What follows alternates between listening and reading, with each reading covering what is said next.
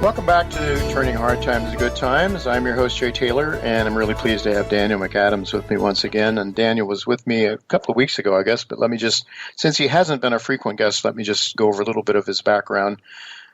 He is the executive director of the Ron Paul Institute for Peace and Prosperity. He served as foreign affairs advisor to Congressman Paul and until Dr. Paul's retirement at the end of 2012. In the 1990s, Daniel worked as a journalist based in Budapest, Hungary, including an editorial page editor of the Budapest Sun. He also served as a special rapporteur for the British Helsinki Human Rights Group while based in Europe, monitoring human rights and elections on the ground in various contentious states, including Albania during 1996-1998 civil unrest, Montenegro, Georgia, Armenia, Belarus, Croatia, and Slovakia. So some pretty troubled places where he was involved in trying to help people put together fair elections. He was a Phillips Foundation journalism fellow and an American Swiss Foundation Young Leader. He holds a bachelor's degree from the University of Berkeley, California at Berkeley, and completed coursework for a master's in international relations. So he was well suited to serve Ron Paul, as Ron Paul was a congressman and also a presidential candidate. Daniel, thank you so much for joining me again. It's great to be back with you, Jay. Thanks for inviting me on. It's really good to have you. Before we get into the discussion of today, I would like to just maybe you can tell our listeners what you and Dr. Paul have been talking about recently on TV and on your show. I guess it's the Ron Paul Liberty Report, and where people can go to tune into that and stay up to date with what the Ron Paul Institute for Peace and Prosperity are up to. Sure. Well, we're now live on Rumble at noon Eastern Time, Monday through Friday. Dr. Paul and I do Monday and Thursday, and then my colleague Chris Rossini comes in on Friday, and they mostly do economics issues. Our website is ronpaulinstitute.org. We don't publish a lot of articles every day, just a couple or two or three that you need to read that we decide are good things to read that day. We've got a conference coming up in Lake Jackson, Texas. It's our third big conference of the year, and we still have some tickets for that, and you can find out more at ronpaulinstitute.org. We're going to be talking about cancel culture and the war on free speech. Yes, indeed. Certainly free speech was at least one time what America was known for, more than any other country, most democracies, I would suggest. Well, we've titled our show today, How Real is the Threat of Nuclear War? And we listened to Tulsi Gabbard and remarks that President Eisenhower made fearful of the military-industrial complex. But I'd like to start out perhaps by asking you, you're aware of Tulsi Gabbard. In fact, I think you and Dr. Paul talked about it on your television show. To what extent, if any, do you share Tulsi's concerns about the potential for nuclear war arising out of the Ukrainian conflict? Well, I think the fears are very real. It used to be, and you remember this, Joe. I mean, Jay, I'm reading as I'm talking. You remember this, Jay. We grew up in the Cold War. This was an era where, we had two ideologically incompatible ideologies lined up with steam coming out of our ears, nuclear weapons aimed at each other. 40 years of this. Yet it was considered, with very, very few exceptions, and 62 was one of them, it was considered unimaginable to actually talk about using nuclear weapons in a battle. It was something that we did everything. We talked to the Soviets at the lowest point. We made agreements. We made détente. We agreed to limit our weapons. We agreed to do things that would make it impossible for first strikes. This is what we were toe-to-toe with our great ideological enemy. Now, all of a sudden, now when we don't have that foe, we don't have that same kind of foe, all of a sudden, people, and I would say particularly in Washington, are talking about the use of nuclear weapons. So I think simply the fact that we are considering and talking about them means that the threat is very, very high, because we've forgotten how horrific these weapons are. Yeah. I don't know if you had it down there where you live in Texas, but we had commercials running on television channels in New York City, telling people how to react if there's a nuclear war, a nuclear weapon heading our way. And we played that clip. That ad was actually played on Joe Rogan's show when Tulsi Gabbard talked, and it's pretty ludicrous because we all knew. Well, I guess I can remember in grade school being told to go under your desks, which was pretty silly. I think people don't have any idea what a nuclear holocaust is like, I suppose. And do you think that we were very concerned because we saw the Soviet Union at that time as an equal power to us, and we think somehow no one is equal to us now, so we feel that we can push the envelope further? Well, this is what happens when you believe your own mythology. Remember the old. This is going back 20 years. We're the exceptional state. We're the state above all. We're the chosen state. This whole idea, this American exceptionalism, it is kind of like a moral cancer that means nobody else means anything except for us, and the rest of the world needs to bow down in deference to the United States. Well, that's not the same world. The world has changed significantly, and I know you covered a lot of this on your show from an economic perspective, Jay, and that's very important because that feeds the political shifts that we're seeing. The economic shifts that we've seen are now fueling the political shifts and the reality that this is no longer a unipolar world. And just as the British were kicking and screaming after World War II, realizing that their empire is over, the United States, in particular the elites, can't believe what's happened to their American exceptionalism. It's over. It's dying. They're the ones that helped kill it, but they can't believe that it's going away. Yeah, and somehow we think that the rest of the world, that we're doing them a favor, I guess, or we would like to think so. I wonder what kind of a favor we're doing for Europe now when we, have put, have forced them not to accept Russian gas, and what that means. The Europeans are suffering, and will be suffering a great deal more than we are this winter, and I guess already are with high energy prices and so forth. And Alistair McLeod's made the point on this show on more than one occasion that he thinks Putin's grand design here is to get the United States out of Europe. Do you think that might be the case? And if so, would that be good or bad?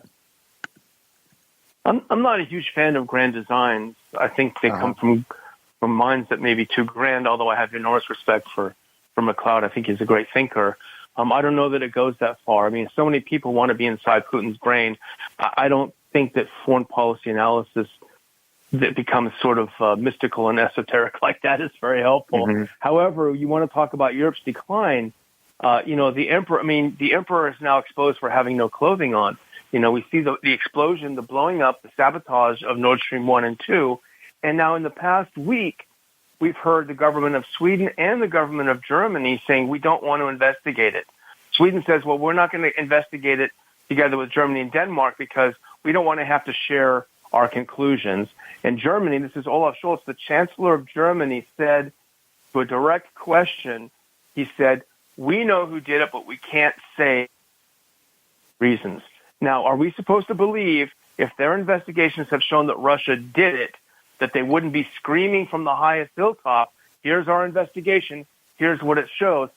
So Olaf Scholz, who is supposedly the head of a sovereign country, says, we can't tell you who did it. We can't tell you who destroyed our future for national security reasons. Wink, wink. It had to have been the U.S. It had to have been the U.S. acting together with Poland and perhaps Sweden. Otherwise, we certainly would be hearing from it. So it's astonishing to see how low the Europeans are willing to go to prostrate themselves before Washington, D.C. Well, Daniel, the Russians can cut off gas in the pipeline. They don't have to blow it up.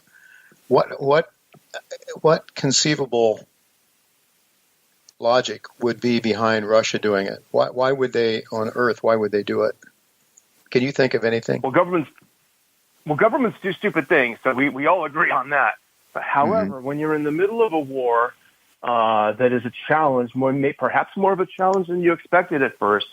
A, you're going to waste $300 million worth of gas and multi-billions of dollars in infrastructure that you've created, plus you've destroyed the future of selling gas to your customer. Like you say, I mean, even Putin said, who benefits from it? Who the person who benefited is the person who committed the crime. Now, Germany doesn't benefit from it in any way, shape, or form. And in fact, Scholz was having to deal with massive protests in Berlin and elsewhere. And you can see them just over this past weekend. You see big protests in Germany, and there's huge banners that say Nord Stream. They want cheap gas. They don't want to freeze to death. And so the person or country who blew up the pipelines was afraid, I think, of Germany getting cold feet or a German government falling. And you see the AfD party, which is a right-wing populist party in Germany, making significant gains in the polls. And they're the only party in Germany that's not keen on isolating Russia and on sanctions with Russia. So you're looking at a lot of political risk with this. So what do? Well, you erase any possibility of Germany going back to its senses and actually protecting its citizenry. We're supposed to, they call it our Defense Department, right? We spend these huge amounts of money for defense. I'm trying to understand, we asked the question during Vietnam, how a war on the other side of the world, how is that a threat to us? How is Putin a threat to us doing what he's doing? How is he a threat to the United States? I guess he's a threat to the arms industry, or actually maybe he's not a threat. Maybe he's helping the arms industry. But he's an agent. I mean, Americans are sort of accepting on the surface. Tulsi Gabbard says that policymakers we're going into these wars without policymakers ever asking, is it good or bad for the American people? So would like to understand, what is the connection between how we're at risk in America because Putin goes into the Ukraine? What sort of logic would they come up with? The fact is, Russia could definitely be a threat to the United States. They have more nuclear weapons than we have. They have a missile called the Satan missile, which would absolutely probably end life in the United States. They have the technology to create a 600-meter-high tidal wave off of our coast. So I'm not living in fantasy world where I want to hug Putin. I'm trying to live in the world of reality. And that is that, yes, they are a threat, and they can be a threat. So that's all the more reason to try to find a way to work these issues out. And if we could go back to 2014, they had almost worked it out. There was a deal between the government in Ukraine and Russia to have a free trade agreement with some cash stuffed in there on the part of Russia to Ukraine. And there was simultaneously a deal with the EU. Now, Putin told Yanukovych at the time, the head of Ukraine, hey, if you want to make a deal with the EU, that's fine. We don't have to have an exclusivity in our trade relations. We will have good relations, and you can have good relations with the EU, and everything will be hunky-dory. I mean, there's a huge benefit between, for being a neutral state in between wealthy states on both sides, or relatively wealthy states on both sides, as Switzerland. But the EU said no, and Victoria Nuland, who, by the way, is Ukrainian, Tony Blinken is part Ukrainian. They brought a lot of their age-old prejudices to bear when they finally got power in 2014 and instigated the 2014 Maidan coup, which, of course, threw out of power the democratically elected Yanukovych and brought in a regime that made common cause with NATO, emboldened really bad actors in Ukraine, and it's very obvious how bad these actors are. And you had 8 years of Kiev shelling eastern Ukraine and killing its own citizens. So this was all going to come to a head eventually.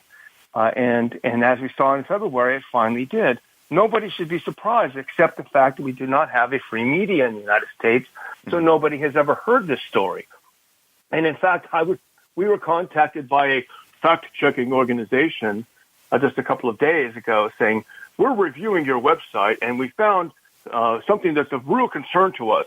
At one point, you wrote that the U.S. was involved in the 2014 coup. We just don't see how that's possible. And of course, we never respond to these queries, but I was tempted to send them a recording of Victoria Nuland on tape saying, blank the EU, here's who we're going to put into power when the coup's done. Right. American people don't hear that, though. They don't know that. They don't know, for example, most Americans don't know that, in fact, when the Soviet Union fell, we promised them that NATO wouldn't take 1 inch of additional territory that was the former Soviet Union. And yet we marched right up to the Soviet Union's border now. And I guess it was a line too far across for Putin when we decided that we were going to put missiles on his border and add Ukraine into NATO. I mean, that's what we were talking about, right? Right before Putin invaded. Yeah, and it just makes absolutely no sense. The NATO expansion made zero sense at the time, and there was a euphoria at the end of the Soviet Union, and I think a lot of the countries of Central Europe felt, and I was living there at the time, they felt it was a symbolic healing, I guess, process, return to the concept of the West to join Western institutions, of which the two of which being the EU and NATO of most significance. And so it was almost like a graduation from being under the boot of the Soviet Union to graduate to being part of the West. But now looking back in retrospect, and I was, of course, extremely opposed to NATO expansion at the time for a number of reasons. But looking back, the real question that Ron Paul was asking all along, even before I knew him and worked for him, was why is NATO still around? The Warsaw Pact is gone. NATO is a military alliance to confront a country that does no longer exist, the Soviet Union. So what is the point? And that's the real question. Well, maybe Eisenhower had the answer when he was concerned about the military-industrial complex.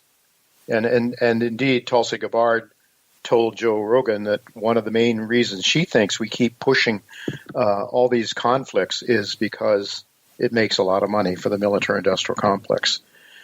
There's the other part, though, Daniel, bigger thing about, when you have empires, they do nasty things to people. All empires do, right? I mean, we wouldn't, you can't be an empire without doing nasty things to other countries. Do you agree with that? That's absolutely true. And that's absolutely true. And that's why when we have fallen from being a republic to an empire, that's when you see the rise, as you say, of the military-industrial complex and the neocons and a whole class of elite oligarchs who do not have our interest at heart. Eisenhower was worried in his speech that we played. He was worried about the threat of the military-industrial complex to our liberty. And, First Amendment rights is the thing that America was known for. I guess you could argue that we still have First Amendment rights. We're saying these things now in a public forum, although a small one. Maybe that's the key. And so I guess that's really the biggest concern I have is not only, of course, having to do with the military-industrial complex, but all other issues having to do with, we're having everything from the top down now. Doctors aren't allowed to be doctors anymore in California if they don't do what Governor Newsom tells them to and kowtow to whatever COVID platforms he's got, whatever COVID policies he wants, they'll lose their license in California, supposedly. I mean, this is unheard of in America. It's just, for an old guy like me that's been around for so long, it's very difficult to swallow. It's very difficult. But let me ask you this, Daniel. You were, the Ron Paul Institute, I think, was knocked off of YouTube, right? And that's why you're at Rumble now. No, we had been kicked off a couple times temporarily, but we went to Rumble simply because we were concerned that YouTube was going to cancel us. And the guys at Rumble got in touch with us and said, hey, why don't you come over here for your live show? You're not going to have to worry about censorship or being kicked off. And they gave us a nice incentive. They feature our show live on their main page when we go live. So we still do put the show on YouTube, but our live show is carried on Rumble. And that's the good news, Jay, and that's the good news about capitalism, is that given enough incentive, alternatives do arise. And that's what we're starting to see. Yeah. I mean, there's always the argument about, I guess maybe some of the communist leaders like to think that ultimately capitalism would self-destruct and go away. Well, policymakers can sure do a job in terms of destroying capitalism. We've seen it in the financial markets with interest rates being driven to zero.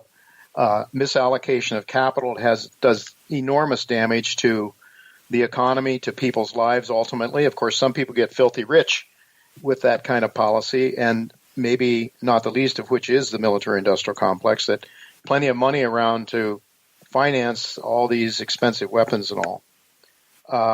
So that's good, and I think that Rumble's doing pretty well, from what I understand. I mean, there's a lot of fairly big name people that are going there now. Tulsi Gabbard, one of them. They've got some top people. They've got Tulsi, they've got Glenn Greenwald, they've got Russell Brand. So they're attracting talent from the right to the left to beyond, which shows you that people want to hear things outside the approved narrow view of the mainstream. So-called mainstream, because I think we are actually the mainstream.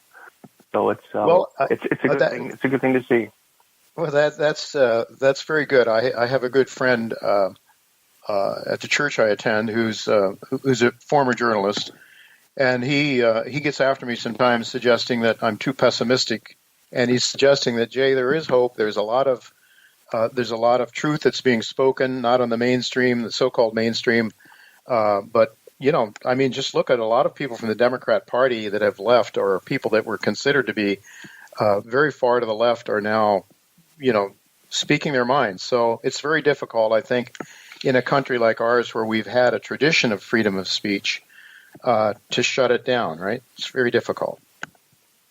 It is hard. They did a good job in 2 years of COVID to prepare us for this, but we do have a chance to fight back. Well, in terms of fighting back, any thoughts about the upcoming elections? I'm sure you and Dr. Paul talk about it. I don't know how much you talk about it on your show, but you think there would be a bit of a swing back?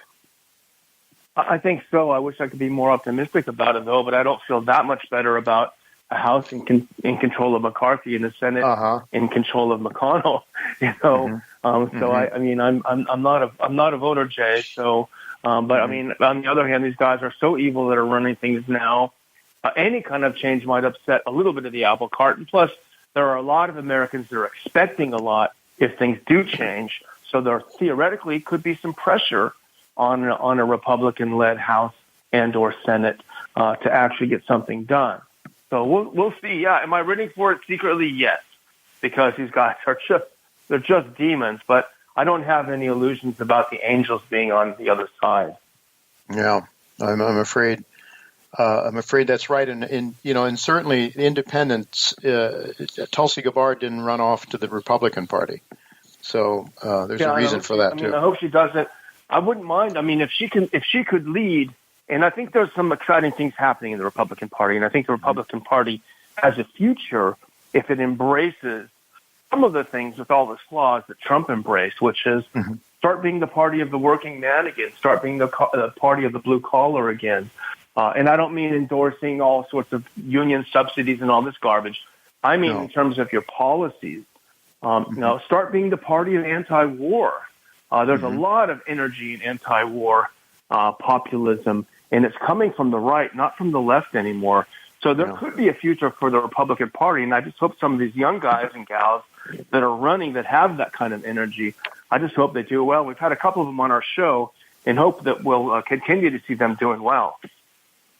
Yeah, you mentioned anti-war. Well, certainly it seems to me that one of the things, I know you're not a big fan of Trump. I believe I'm accurate in saying that, nor was Dr. Paul, for various reasons.